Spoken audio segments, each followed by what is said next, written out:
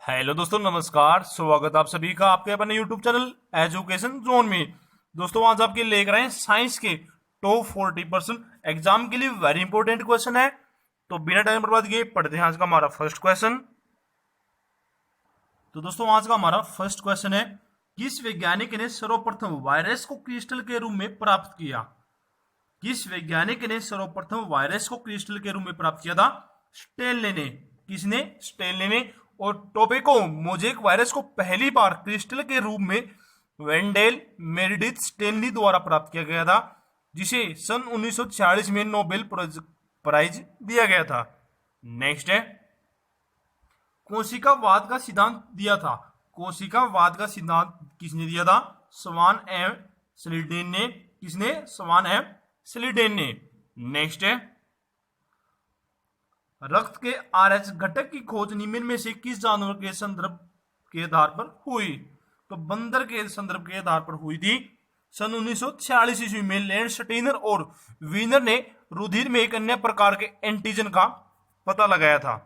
Next है, सब्जियों की खेती को क्या कहते हैं? मोस्ट इंपोर्टेंट क्वेश्चन दोस्तों एग्जाम के लिए, बहुत बार रिपीट हो चुका है। सब्जियों की खेती को क्या कहते हैं? तो सब्जियों की खेती को ओलेरीकल्चर कहते हैं। क्या कहते हैं? ओलेरीकल्चर। नेक्स्ट है, पिंडोलॉजी कौन सा विज्ञान है? पिंडोलॉजी कौन सा विज्ञान है? तो मिट्टी का। दोस्तों, पिंडोलॉजी जो मिट्टी का पिंडोलॉजी के अंतर्गत मृदा मिट्टी का निर्माण और मृदा के प्रकार इत्यादि का अध्ययन करते हैं। नेक्स्ट है, फ्लोरिकल्चर किसकी शाखा है? दोस्तों, फ्लोरिकल्चर हॉर्टिकल्चर की शाखा। किसकी? हॉर्टिकल्चर की। और हॉर्टिकल्चर में दोस्तों पुष्प एवं फल देने वाले पौधों का अध्ययन होता है, और फ्लोरिकल्चर में सजावट के लिए काम आने वाले फूलों का अध्ययन है। और एक और दोस्तों एंटोमोलॉजी। एंटोमोलॉजी है जो कीटों का वैज्ञानिक अध्ययन करते हैं। नेक्स्ट है, झाड़ियों एवं वृक्षों का अध्ययन क्या कहलाता? झाड़ियों एवं वृक्षों का अध्ययन डिंडोलॉजी। क्या कहलाता? डिंडोलॉजी। नेक्स्ट है, फिश कल्चर का अध्ययन क्या कहलाता? दोस्तों, फिश कल्चर का अध्ययन क्या कहलाता है? पिस्सिकल्चर। क्या कहलाता? पिस्सिकल्चर। नेक्स्ट है, वनस्पति विज्ञान के संस्थापक कौन माने जाते हैं? थियोफ्रेस्ट है दोस्तों। थियोफ्रेस्ट वनस्पति विज्ञान के संस्थापक माने जाते हैं। नेक्स्ट है, पुष्पों का अध्ययन क्या कहलाता? पुष्पों का अध्ययन वेरी वेरी इंपॉर्टेंट क्वेश्चन है। तो पुष्पों का अध्ययन एंथोलॉजी। एग्जाम में बहुत बार रिपीट हो चुका है दोस्तों ये क्वेश्चन। पुष्पों का अध्ययन एंथोलॉजी। नेक्स्ट है, डीएनए सिलेक्शन का प्रतिपादन किसने किया था? तो कार्नबर्ग ने। किसने किया था? कार्नबर्ग ने। नेक्स्ट है, जाति शब्द का प्रयोग सर्वप्रथम किसने दिया? जॉन रे ने। जॉन रे ने जाति शब्द का प्रयोग सर्वप्रथम दिया था।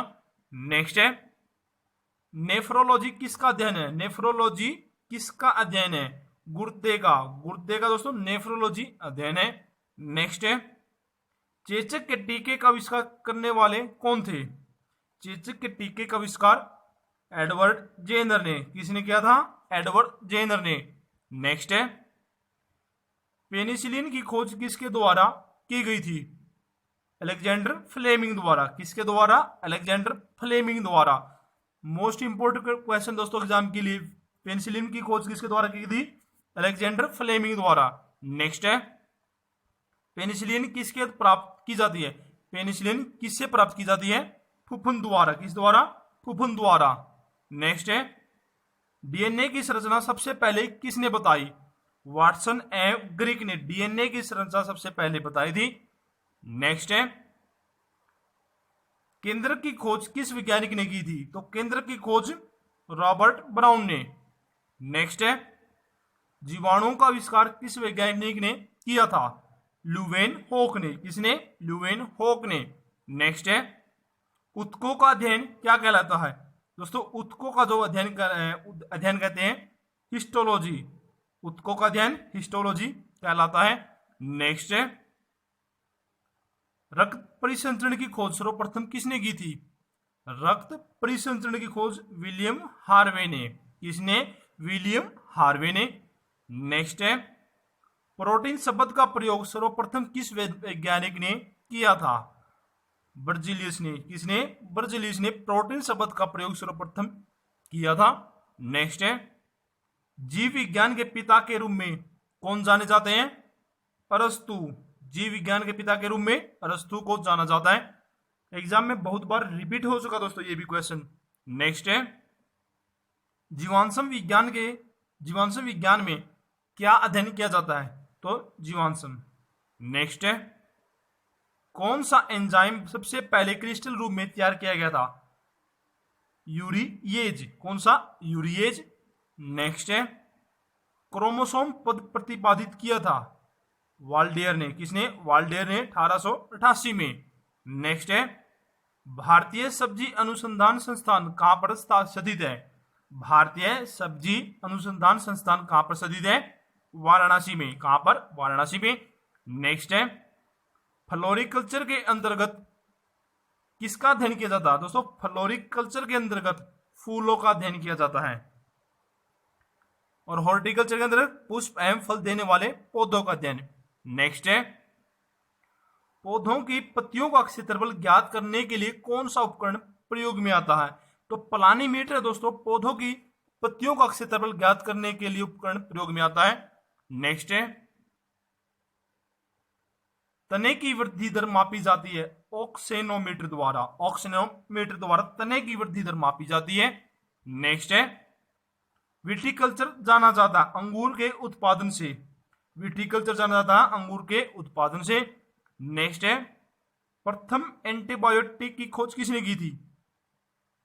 ये फ्लेमिंग ने। किसने? फ्लेमिंग ने। नेक्स्ट है, विज्ञान की शाखा जो कोशिकाओं का अध्ययन करता है किस रूप में जाना जाता है? साइटोलॉजी। क्या? साइटोलॉजी। विज्ञान की शाखा जो कोशिकाओं का अध्ययन करता है साइटोलॉजी के रूप में जाना जाता है। नेक्स्ट है, नैनो प्लग संबंधित है। नैनो प्लग दोस्तों एक छोटे सुनने के यंत्र से संबंधित है। नेक्स्ट है, जॉन साल्फ किसकी खोज के लिए जाने जाते हैं? जॉन साल्फ पोलियो का टीका। पोलियो का टीका दोस्तों जॉन साल्फ खोज के लिए जाने जाते हैं। नेक्स्ट है, विश्व वन दिवस प्रत्येक मार्च की किस तारीख को मनाया जाता? तो 21 मार्च को विश्व वन दिवस मनाया जाता है। नेक्स्ट है, सोयाबीन में क्या पाया जाता है? दोस्तों सोयाबीन में प्रोटीन सबसे ज्यादा पाया जाता है।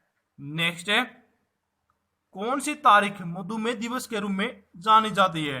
तो 14 नवंबर दोस्तों मधुमेह के रूप में जानी जाती है। मधुमेह दिवस के रूप में जानी जाती है।